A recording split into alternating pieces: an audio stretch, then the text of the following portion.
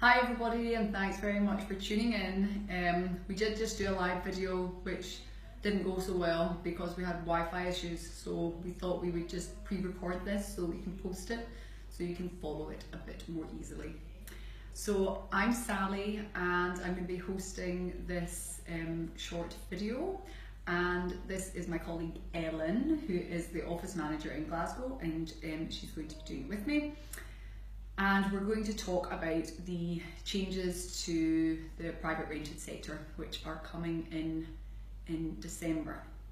So as most of you will be aware, the Scottish Government has been really keen to more heavily regulate the private rented sector in Scotland, and as of the 1st of December 2017, so less than 2 months off, we are going to be seeing some really big changes, both in relation to the form tenancy agreements take, to the process for removing a tenant and for regaining possession of your property, and also the way that the courts deal with anything that relates to the private rented sector, or the PRS as we'll refer to it. So the changes to the form of the lease used are obviously really important because the lease forms the contract between the landlord and the tenant. So we have been using short assured tenancies in Scotland, so SATs for the majority of tenancy agreements.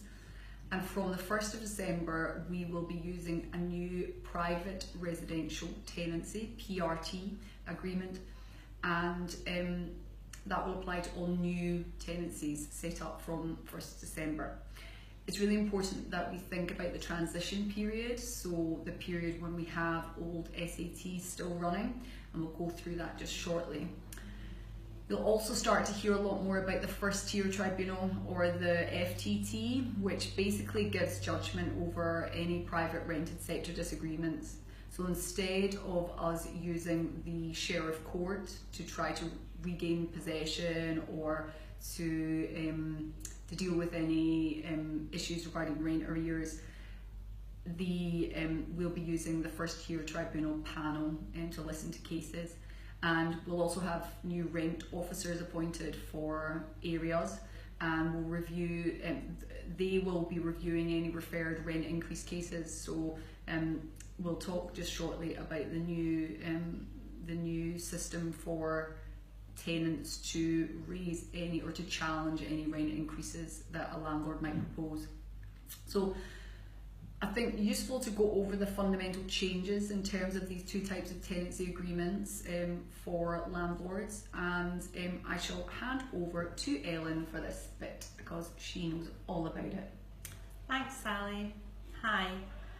So the main differences between a short assured tenancy, or an SAT, and a private residential tenancy, or a PRT. The first, I think, and most important or biggest difference is that there is no end date on a PRT. So there will be a start date, but the lease will be ongoing, and it will continue until it's brought to an end by either the tenant or the landlord by serving the appropriate notice. If the tenant is going to be serving notice, they must give a minimum of 28 days notice. However, that period can be increased, and here at Fineholm we intend to have a longer notice period written into the lease agreement. Exactly what that notice period will be hasn't quite been decided at this stage, so watch this space. If a landlord is going to be giving notice on the tenant, the landlord needs to give a minimum of 28 days or a maximum of 84 days, and the exact period will depend on the ground or reason for serving the notice, and also the length of the tenancy, specifically how long the tenancy has been running when the notice is served. The grounds for serving notice are different also with a PRT. We don't actually want to go into them in too much detail at the moment, but after this session we will be sending a link to the blog that Sally did on that subject, which is really interesting to have a look at. Now, the vast majority of our clients already have a short assured tenancy in place, and lots of them have been asking us what will happen come 1st of December. The answer to that question is really not very much, in fact nothing. The short assured tenancies that are in place will continue to run under the same terms and conditions if they're on their initial fixed period, if they're on the rolling period, or if they're extended by what we call a modification to the lease agreement. Things will stay exactly the same as they are, so no change there. What's crucial to remember is that new leases that are signed after the 1st of December will automatically be PRTs. Another common question that we're being asked is about rent increases during the course of a tenancy in a PRT. Scottish Government have been quite keen to introduce rent controls. Well, they haven't quite gone that far, but what they have done is restricted any rental increases with new PRTs, and they've restricted them by ensuring that they are carried out or imposed only once a year, and also that tenants must be given a minimum of 3 months' notice in advance of any proposed rental increase.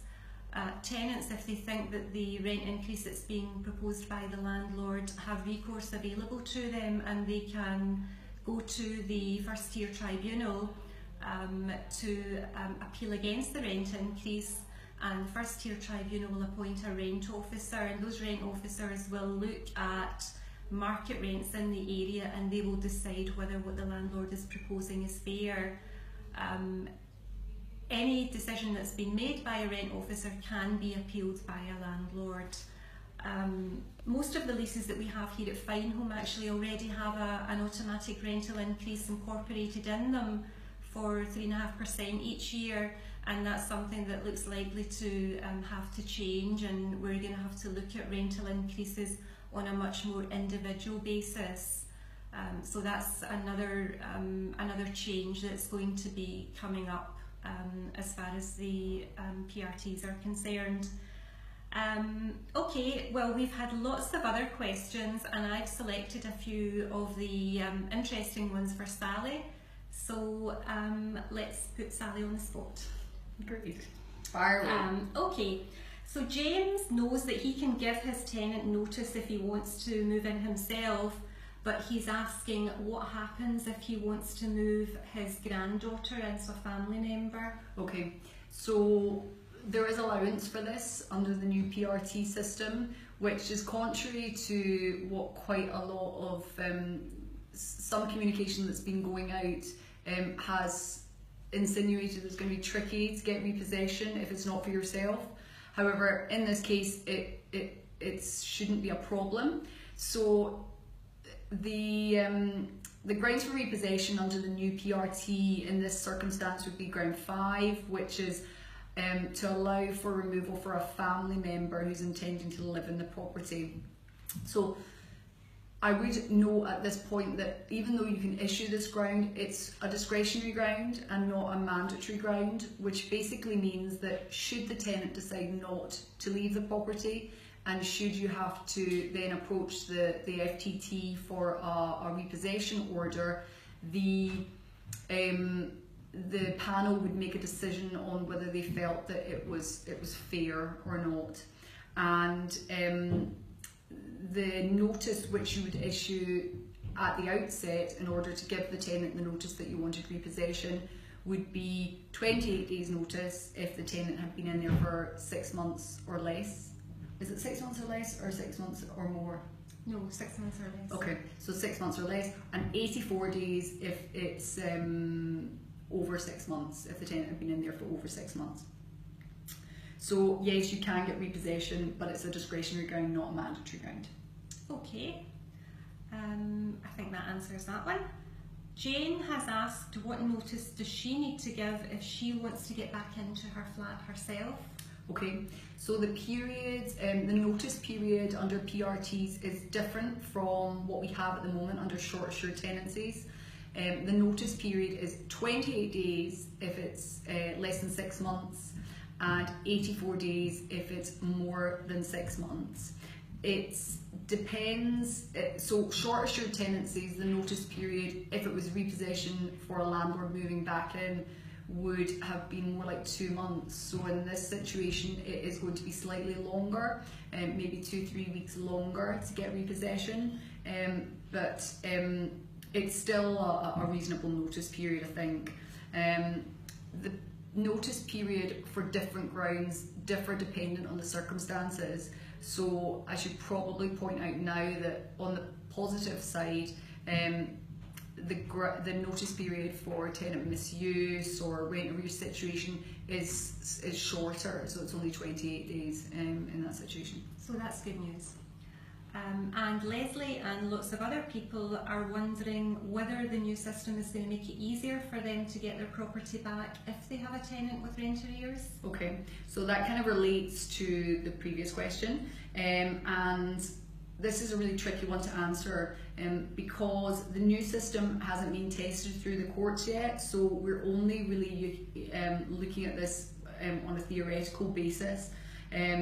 The grounds for eviction do seem to be simpler, and the idea behind the first tier tribunal hearing cases as opposed to the sheriff court is that it will be quicker. So the sheriff court takes I think about 3 months for cases to call at the moment, and the idea is that the first tier tribunal will be quicker, so it will call quicker to the panel, and because they're only listening to these type of cases, they should make their decisions more quickly. Okay. But the bottom line is 28 days notice on rent arrears. They have to be 3 months consecutive rent arrears, and that can be any level of rent arrears, so it can be just a bit of rent arrears. If you don't get repossession after the notice period and it needs to be referred to the FTT, whether it's mandatory or discretionary depends on the level of arrears when it actually calls at court. So if the tenant brings the arrears up to date and it's only a month, then it's a discretionary case for the FTT. If it's more than 1 month in arrears, then it's a mandatory case. So in short, we don't really know, Leslie. Thanks for the question, but we just don't know for sure because we need to wait for these cases to go through the courts till we find out exactly how it's going to work in practice and not just the theory behind it. Absolutely. Jane has another question. She's asking whether there are any advantages to moving on to a PRT earlier. The short answer to this is probably not. These PRTs they're obviously coming, but the longer you can leave it on a short assured tenancy, the more we then know about how that's going to work. Whereas if you move over to a PRT earlier on, the chances are you might be used as a bit of a guinea pig to test these cases should something arise. So I would probably suggest that the longer you can leave it as a short assured tenancy, probably the better in this case. At this point in time, before we've had these cases going through the courts. Okay, does that ask for questions? Thanks for that, Sally. Yes, that's us for questions. Great. Thank you very much for tuning in. Any other questions that you have that come up after you've watched this, please do just comment or email us. We'll pop out the blog again so you can have a look at that, and hopefully you find it useful. Thanks very much.